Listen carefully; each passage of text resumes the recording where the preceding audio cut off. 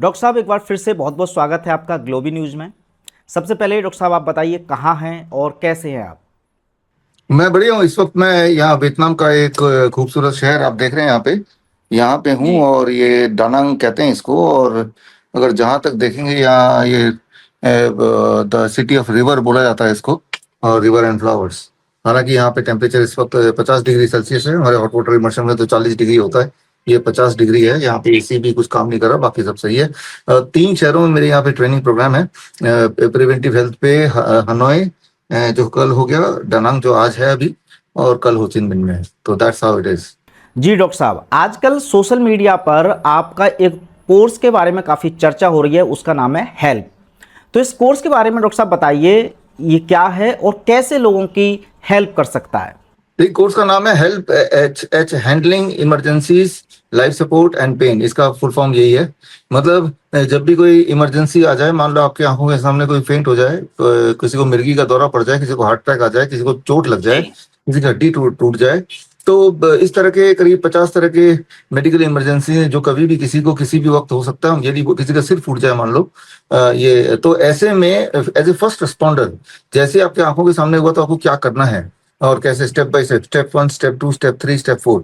मतलब ये कि ये ऐसे तो सोशल सेटिंग में, सड़क के बीच में, रास्ते में, सिनेमा हॉल में, कहीं भी हो सकता है। और वहाँ पे जो उपलब्ध चीजें वो भी बड़े मिनिमाइज होता है। थोड़ा बहुत पानी मिल जाएगा, कपड़ा मिल जाएगा, और आप खुद होंगे।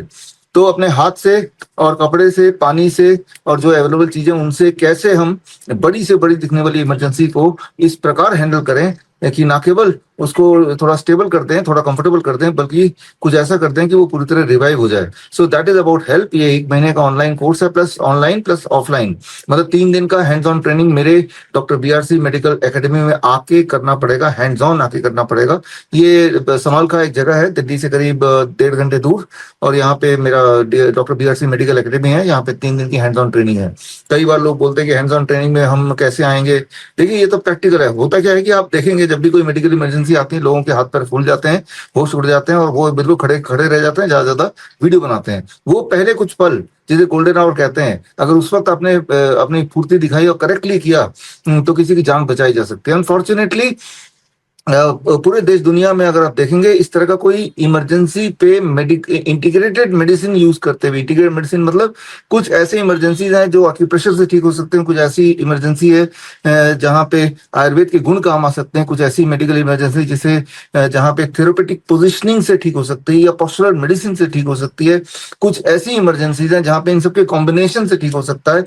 तो लेकिन इस तरह का आपस में कंबाइन करते हुए पूरे दुनिया का ये पहला इंटीग्रेटेड मेडिसिन इन इमरजेंसी पे ट्रेनिंग प्रोग्राम है। और मुझे लगता है कि जितने भी डॉक्टर्स हैं या क्लिनिशियंस हैं या फिर कोच हैं, हेल्थ कोच या डाइटिशियन, उनको ये कोर्स कर लेना चाहिए। क्योंकि जब भी कोई इमरजेंसी आएगी, और अगर आप हेल्थ के फील्ड में हैं, सबसे पहले लोग आपकी तरफ देखेंगे उम्मीद से, राइट। तो ये हमारा कोर्स है जो अभी शुरू होने वाला है 10 जुलाई से। So that is about the course. अच्छा डॉक्टर साहब, वैसे तो खैर कोर्स करने के बाद ही पता चलेगा इस कोर्स के अंदर क्या है, लेकिन जैसा कि आपने कहा कि ये कोर्स सभी डॉक्टरों को भी करना चाहिए, तो ऐसे में मैं इस वीडियो के माध्यम से क्या बता सकते हैं कि इस कोर्स में ऐसा क्या मतलब खास है जो बाकी के डॉक्टरों को अलग कहीं सीखने को नहीं मिल सकता? हाँ, देखिए, ये इसमें डाला ही हुआ है जो कि बाकी जगह कहीं भी सीखने को नहीं मिलेगा। मैं अपना ये उदाहरण बताता हूँ। पिछले हफ्ते मैं जापान गया था, जापान से लौट रहा था। वहां पर मैं एक प्रमोशनल इवेंट में मुझे इनवाइट किया गया था। तो जब लौट रहा था कैथल पैसिफिक फ्लाइट से, तो तब पीछे के पीछे सीट में एक इंसान को अचानक दौरा पड़ गया, फिट्स पड़ गया एक्चुअली, जी। राइट। तो मुंह से तो झाग वगैरह निकल रहा था और फिट्स पड़ गया। एक पर्टिकुलर तरह की आवाज होती है। और वहां पे 250-300 लोग थे हवाई जहाज में, और सारे पढ़े लिखे थे। जाहिर सी बात है, हवाई जहाज में पढ़े लिखे लोग जाते हैं, मान सकते हैं। और वहां पे जो भी फ्लाइट अटेंडेंट होते हैं, आपको ये पता होना चाहिए कि उनको एक बेसिक ट्रेनिंग दी जाती है फर्स्ट एड का और इमरजेंसी हैंडलिंग का। और वहां पे बाई चांस उस फ्लाइट में डॉक्टर भी थी। तो मुझे उम्मीद थी कि भाई सारा कुछ they know and they will be able to handle the things. लेकिन मैं तो देखा कि उनका बिहेवियर जिस प्रकार का था, तो वो भी उतने ही शौक में थे जितने कि बाकी यात्री शौक में थे। जबकि ये सिंपल सी बात है, हम बात ही कर रहे हैं, तो ये समझने की जरूरत है। जब भी किसी को फिट्स पड़ता है रेगुलर बेसिस पे, तो वो कुछ सेकंड पड़ेगा, वो भयानक लगेगा, उसके बाद वो अपने आप नॉर्मलाइज हो जाएगा। तो यहाँ पे पेशेंस की जरूरत होती है कि भाई आराम से थोड़ा सा वेट करो, देखो, उसको ऑब्जर्व करो, वो अपने आप ही नॉर्मल होता चला जाएगा। एक रेगुलर, वो भयानक दिखते हुए वो एक नॉर्मल सी बात होती है, फिट्स एक रेगुलर पड़ता है।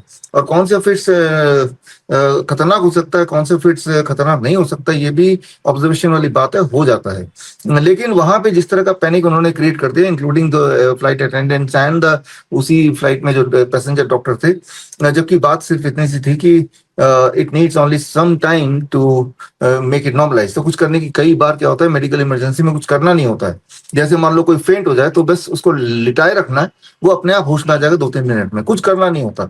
कुछ ना करना भी कई बार रिक्वायरमेंट होती है। हवा कर रहे हैं, पानी कर रहे हैं, वो बेकार की चीज है, उससे पैनिक और बढ़ा रहे हैं, है ना। तो मैं एक उदाहरण से ये बताना चाहता हूं कि जब भी कभी कोई मेडिकल इमरजेंसी आएगा, आप गौर से सोचिए, अगर आपके आसपास कभी ऐसा हुआ अनफॉर्चुनेटली, और कोई बाई चांस कोई मेडिकल डॉक्टर वगैरह कोई आसपास बाई चांस मिल ही गया, तो वो भी उतना ही कंफ्यूज दिखाई देता है जितना कि बाकी लोग। वो पेशेंट को हाथ लगाने से डरते हैं और वो ज्यादा ज्यादा बोलते हैं कि अपील करते हैं कि एम्बुलेंस बुलाओ, एम्बुलेंस बुलाओ। ये समझना पड़ेगा कि हमारे जब भी कोई मेडिकल इमरजेंसी होती है तो पहले कुछ मिनट ही इंपॉर्टेंट होते हैं। मान लो वो हार्ट अटैक आ गया, तो पहले 15-20 मिनट में जो होना है हो जाएगा, जीना है जी जाएगा, मरना है मर जाएगा, और एम्बुलेंस लाओ और उसको ले जाओ। जबकि यहाँ इंपॉर्टेंट है, जैसे हार्ट अटैक का पहला अंदेशा आया तो उसके पोस्चर को हमें ठीक करना, उसका सेकेंड हार्ट यानी काफ मसल, उसका प्राइमरी हार्ट को जितना करीब ले आएंगे उतना उसके रिलीफ मिलने के चांसेस बढ़ जाएंगे। तो इस प्रकार जब भी कोई छोटी बड़ी मेडिकल इमरजेंसी होती है तो सबसे पहले उस मरीज को लिटाना है, पेट के बल लिटाना है, साइड पोस्चर में रखना है, उसको बैठ के रखना है, उसको आगे की तरफ झुकाना है, उसके सिर को किस एंगल पे रखना है। ये छोटी छोटी बातें हैं। कहाँ पे प्रेशर ज्यादा देना है, कहाँ पे प्रेशर कम देना है, ताकि उसका जो ब्लीडिंग है, अगर ब्लीडिंग है तो रुक जाए, अगर उसका ब्लीडिंग लिम्स पे है तो लिम्स को हार्ट के से थोड़ा ऊपर रखना है ताकि ब्लीडिंग अपने आप ही स्लो डाउन हो जाए। तो ये छोटी छोटी बातें हैं जिसको जब जरूरत पड़ती है तो मेडिकल डॉक्टर्स धुरंधर लोग भी, कई बार मैंने तो देखा है मेरे एक्सपीरियंस में कि उनकी सारी नॉलेज धरे की धरे रह जाती है, वो यही बोलते हुए रह जाते हैं कि भाई एम्बुलेंस बुलाओ। तो जाहिर सी बात है, ये ट्रेनिंग जो है, जो hands on training, hands on मतलब प्रैक्टिकल डेमोन्स्ट्रेशन और प्रैक्टिकल प्रैक्टिस, बार बार प्रैक्टिस करने की आवश्यकता है, ताकि ऐसे सिमुलेशन करने की जरूरत है, ताकि ऐसी मौका आ जाए तो उनके कैनेस्थेटिक एबिलिटी, मतलब उन्होंने अपने हाथ से किया हुआ है, जो चीज हम हाथ से कर लेते हैं तो उसमें ज्यादा विश्वास होता है, तो हम कर पाते हैं। सिर्फ थ्योरेटिकली समझ लेना, जैसे मैं भी बता भी रहा हूँ और आप सुनने की कोशिश कर रहे हैं, समझने की कोशिश कर रहे हैं, उससे एन मौके पे जब ये यही वाली परिस्थिति आएगी, आप इस नॉलेज को यूज नहीं कर पाएंगे। और जो मैंने बोला इंटीग्रेटेड मेडिसिन मतलब जितने सारे पद्धतियां हैं, चाहे आयुर्वेद की नॉलेज है, चाहे प्रेशर की नॉलेज है, चाहे थेरेपेटिक पोजिशनिंग की नॉलेज है जो कि फिजियोथेरेपिस्ट को दिया जाता है, चाहे वो मॉडर्न मेडिसिन की नॉलेज है, जैसे कार्डियक अरेस्ट में कार्डियक कंप्रेशन की बात होती है। तो ये सारी चीजों को अगर मिला के एक सीक्वेंस बनाते हैं, जिस सीक्वेंस में ये देना है, तो वो बेस्ट इफेक्टिव होगा मेरे हमारे हिसाब से। और हमारे हिसाब से इसलिए क्योंकि पिछले कई सालों से, खासतौर पे जब से कोरोना काल था, वो आपको याद होगा, तब से हमने एक, अभी तक भी है, इमरजेंसी हेल्पलाइन नंबर हमने जारी किया पब्लिक के लिए, और जिसमें दिन रात 24 घंटे वो खुला रहता है, और 2020 से खुला है आज भी। और उसमें मेडिकल इमरजेंसीज के अक्सर कॉल आते रहते हैं, और तब हमारे ट्रेंड एक्सपर्ट्स डॉक्टर्स इन्हीं पद्धतियों से जो ट्रेंड है वो उनको गाइड करते हैं वीडियो कॉल पे, और वो वहां पे जो विक्टिम के आसपास के लोग हैं उसको फॉलो करते हैं। फॉर एग्जांपल मान लो छत से कोई गिर गया नीचे, अब क्या करना है ना। तो इस तरह के कई मेडिकल इमरजेंसी आधी रात को हो जाती है। तो तब तो हमने पिछले 4-5 साल के जो एक्सपीरियंस उनको कलेक्ट करके एक मेडिकल इमरजेंसी का प्रोग्राम बनाया, जिसमें करीब 52 medical emergencies and pain management methods हैं, जहां पे आप भरपूर एक विक्टिम को मदद कर सकते हैं। और कई बार वो विक्टिम आप खुद भी हो सकते हैं, इसको तो मान के चलना पड़ेगा। अगर आप सोचते हैं, कोई भी सोचता है कि भाई मुझे कुछ नहीं होगा, तो वो एक गलतफहमी में है। कौन चाहता है कि उसे कुछ हो जाए, लेकिन अनसर्टेनिटी की दुनिया है, कहाँ चोट लग जाए, कहाँ कोई गिर जाए। आपने देखा भी है कि खड़े खड़े लोगों को हार्ट अटैक आ रहा है, कार्डियक अरेस्ट हो रहा है, जो कि कोविड के 2 खुराक लगाने के बाद हो ही रहा है। तो और जिन्होंने लगाया है तो उनके साथ तो अनसर्टेनिटी बनी हुई है। ऐसे में सभी को ये नॉलेज लेना चाहिए कि आपका ये छोटा सा नॉलेज किसी की जान बचा सकता है, ये बात मान के चलिए। तो मैं ये मानता हूं कि चाहे वो कितना ही बड़ा डॉक्टर हो, वो मैं ये तो तय है कि अगर कोई डॉक्टर है तो वो या तो आयुर्वेद का डॉक्टर है या एलोपैथ का डॉक्टर है। तो उसको अपने सब्जेक्ट के बारे में तो सिखाया गया है, लेकिन होलिस्टिकली नहीं सिखाया गया है, इंटीग्रेटेड मेडिसिन की बात नहीं सिखाई गई। तो ये दुनिया की पहली medical emergency with integrated medicine training program है, वो भी हैंड्स ऑन, प्रैक्टिकल और एविडेंस बेस्ड। तो इस तरह से ये हर एक के लिए जरूरी है। अच्छा डॉक्टर साहब, इस कोर्स को क्या जो मेडिकल फील्ड से नहीं है, जिसको नॉलेज ही नहीं है मेडिकल की, क्या वो भी कर सकता है ये कोर्स? हाँ बिल्कुल बिल्कुल हो सकता है। अब देखिए, जो जो आपने देखा होगा, मेरे जितने भी ट्रेनिंग प्रोग्राम्स है, चाहे सीआईएम का कोर्स है, सर्टिफिकेट इंटीग्रेटेड मेडिसिन, या नीम थेरेपी कोर्स है, या ऑटिज्म का कोर्स है, या अभी स्टेथोस्कोप के ऊपर जो कोर्स हुआ था, ये मान के चलते हैं कि जो कॉम्प्लेक्स मेडिकल एक्सप्लेनेशन, उनको सिंपल भाषा में आसान तरीके से कैसे हम इंसान को समझाए। At the end of the day important क्या है? इंपॉर्टेंट ये नहीं कि हमें बड़े बड़े टर्म मेमोराइज करने, इंपॉर्टेंट ये है कि क्या हम, कि एक समय जब किसी को आपकी जरूरत है, हम काम आए, क्या हम किसी को कंफर्ट दिलाने में कुछ कर पाए। मेन तो ये है ना। तो बड़े बड़े शब्दों को मेमोराइज करके बड़े बड़े लफ्जों में, डेफिनेशन में हम गुम हो जाएं, तो उसकी जरूरत नहीं है। और आसान भाषा में, प्रैक्टिकल तरीके से, अगर ये जो मेरा हमारा जो वार्तालाप है, अगर जिसको ये वार्तालाप समझ आ जाएगा, समझ लीजिए उसको वो ट्रेनिंग प्रोग्राम भी समझ आ जाएगा। जी डॉक्टर साहब। अच्छा डॉक्टर साहब, आपके जो पुराने स्टूडेंट्स हैं, क्या उनके लिए कोई इस कोर्स में फीस में छूट या कुछ ऑफर उनके लिए है? हाँ, जैसा कि आपने देखा है कि हम पास्ट में भी, जिन्होंने, जो हमारे स्टूडेंट्स हैं, उनके लिए हमारा खास ऑफर हमेशा होता है। इस बार भी खास ऑफर है। और ये, लेकिन ये ऑफर 30 जून तक है, पहले बैच के लिए है।